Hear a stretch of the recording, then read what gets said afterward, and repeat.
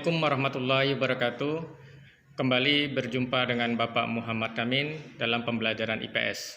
Apa kabar anak Bapak semuanya? Mudah-mudahan kalian sehat walafiat dan selalu dalam perlindungan Allah Subhanahu wa taala.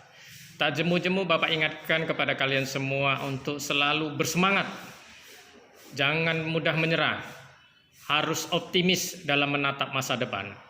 Karena apa yang kita lakukan hari ini adalah investasi terbaik untuk meraih masa depan yang sangat cemerlang. Anak-anak Bapak, hari ini Bapak akan memberikan materi tentang globalisasi. Sebelum Bapak jelaskan tentang globalisasi, mari kita sama-sama menyerahkan diri kepada Allah Subhanahu wa taala sembari berdoa dengan membaca bismillah. Bismillahirrahmanirrahim. Oke, nak, yang B, globalisasi. Globalisasi diambil dari kata global atau universal. Orang yang pertama kali menggunakan istilah globalisasi adalah Theodore Levitt pada tahun 1985. Menurut Waters dalam Kamanto Sunarto, globalisasi adalah suatu proses sosial yang di dalamnya kendala geografi terhadap pengaturan sosial dan budaya menjadi surut dan manusia menjadi semakin sadar bahwa pengaturan tersebut menjadi semakin surut. Kenapa Pak?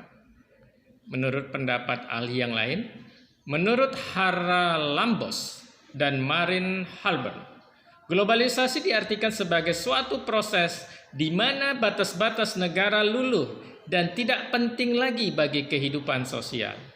Artinya apa, nak? Dengan adanya globalisasi ini, dunia seperti memudar. Tidak ada jarak. Ya, nak? Semua serba mudah. Segala informasi cepat kita dapat dengan adanya teknologi. Ya, nak? Jadi tidak ada lagi batas-batas suatu negara. Oke, kita lanjutkan, nak. Pertama, bentuk globalisasi. Bentuk-bentuk globalisasi terjadi dalam bidang-bidang berikut. Yang A, globalisasi bidang budaya. Sebagai contoh, globalisasi bahasa seperti bahasa Inggris menjadi bahasa dunia dan cara berpakaian. Oleh karenanya, nak, dengan adanya globalisasi, ternyata bahasa Inggris itu dijadikan bahasa internasional. Oleh karenanya, kita dituntut semua untuk menguasai bahasa Inggris. Karena ini bahasa yang sangat penting sebagai alat komunikasi dengan negara manapun. Kemudian cara berpakaian. Dengan adanya globalisasi, mudah sekali kita melihat contoh-contoh berpakaian negara-negara lain, sehingga ini mudah dicontoh oleh oleh generasi kita sekarang ini.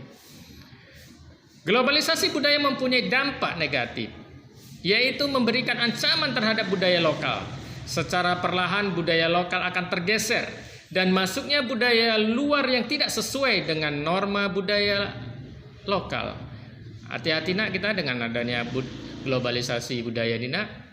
Tidak semua yang ada di luar atau budaya barat itu tidak semua sesuai dengan budaya Indonesia. Oleh karenanya, nak, kita pandai-pandai menempatkan diri mana yang cocok, yang bisa sesuai dengan budaya kita. Oleh karenanya semua itu harus difilter, harus disaring benar-benar. Ya, jangan sempat bertentangan budaya itu dengan budaya kita.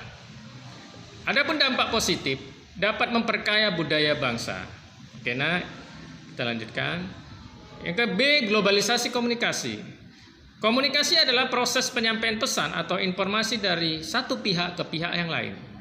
Contoh globalisasi bidang komunikasi yaitu teknologi dalam berkomunikasi seperti adanya telepon, handphone, serta media internet yang berkembang saat ini.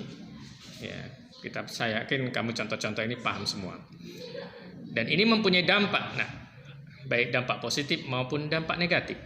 Dampak negatifnya yaitu mudahnya tersebar berita-berita bohong atau hoax, dapat merusak mental generasi dengan mengakses pornografi. Oleh karenanya hati-hati kita, nak, dengan menggunakan medsos ini, nak. Jangan mudah kita termakan oleh hoax. Ya, nak.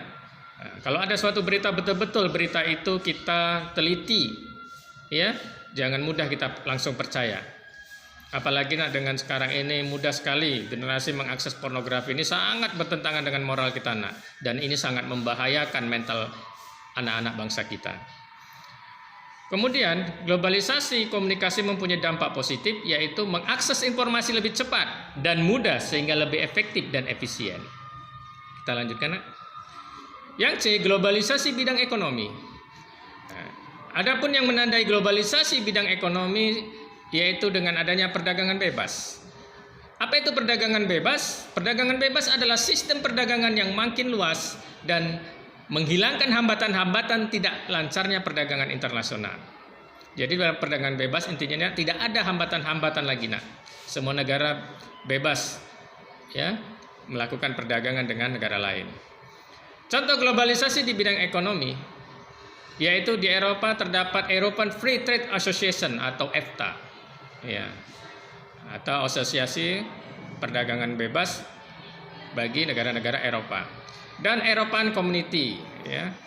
Kemudian di kalangan negara-negara pengekspor minyak terdapat OPEC, Organization of Petroleum Exporting Country, atau negara-negara pengekspor minyak. Itulah contoh globalisasi di bidang ekonomi. Adapun ciri-ciri yang menandai globalisasi ekonomi adalah sebagai berikut. 1. Beroperasinya suatu perusahaan lebih dari satu negara. Yang kedua, perubahan dalam mencari keuntungan yang kompetitif dan memaksimalkan laba. 3. Memiliki kemudahan jangkauan geografis yang membuat perusahaan dengan cepat memindahkan berbagai sumber dan operasi di seluruh dunia. 4. Menguasai 3/4 perdagangan dan sekitar 1/3 dari seluruh output perekonomian global. 5. Adanya penghapusan seluruh batasan dan hambatan terhadap arus modal barang dan jasa. 6. Batas suatu negara akan menjadi kabur. 7. Keterkaitan antara ekonomi nasional dan internasional semakin erat. 8. Membuka peluang pasar produk dari dalam negeri ke pasar internasional secara kompetitif. 9. Membuka peluang bagi masuknya produk global ke pasar domestik. Yang D. Globalisasi iptek. Ilmu pengetahuan merupakan upaya mencari pengetahuan yang dapat diuji dan diandalkan serta dilakukan secara sistematis menurut tahapan yang teratur dan berdasarkan prinsip serta prosedur tertentu. Sementara teknologi merupakan seluruh perangkat ide, metode, teknik, atau benda-benda material yang digunakan untuk memenuhi kebutuhan manusia. Adapun contoh globalisasi di bidang iptek yaitu penggunaan teknologi komputer, faksimiles, handphone, siaran TV, satelit. Dan tujuan globalisasi bidang iptek adalah adanya perubahan kehidupan masa depan manusia yang lebih baik, mudah, murah, cepat, dan aman. Yang E. Globalisasi bidang transportasi. Transportasi adalah pemindahan barang atau manusia dari tempat ke tempat yang lain. Adapun contoh globalisasi bidang transportasi yaitu penggunaan teknologi otomatis dalam mobil, penggunaan radar, pendeteksi kecepatan lalu lintas di depan, kereta api, Shinkansen, subway, bus, dan lain-lain. Itulah, nak. Ini sebagai contoh nih globalisasi di bidang transportasi, kereta Shinkansen, kereta cepat. Ini nak contoh. Mudah-mudahan kita nanti bisa naik kereta cepat ini semua, nak, ya. Beberapa faktor membuat globalisasi di bidang transportasi semakin berkembang. Yang pertama, manusia menginginkan perubahan karena mereka menuntut hidup yang lebih mudah dan praktis. 2. Perkembangan teknologi yang ditandai semakin majunya pendidikan. Ketiga, perkembangan di bidang telekomunikasi yang membuat perkembangan alat transportasi diberitakan dengan cepat ke seluruh penjuru dunia. Oke, nak. Sebagai kesimpulan, bentuk-bentuk globalisasi terjadi dalam bidang-bidang berikut. Yang pertama, globalisasi bidang budaya, bidang komunikasi, bidang ekonomi, bidang iptek, dan bidang transportasi. Demikian anak-anak Bapak tentang pembelajaran kita yaitu tentang bentuk-bentuk globalisasi. Mudah-mudahan bermanfaat.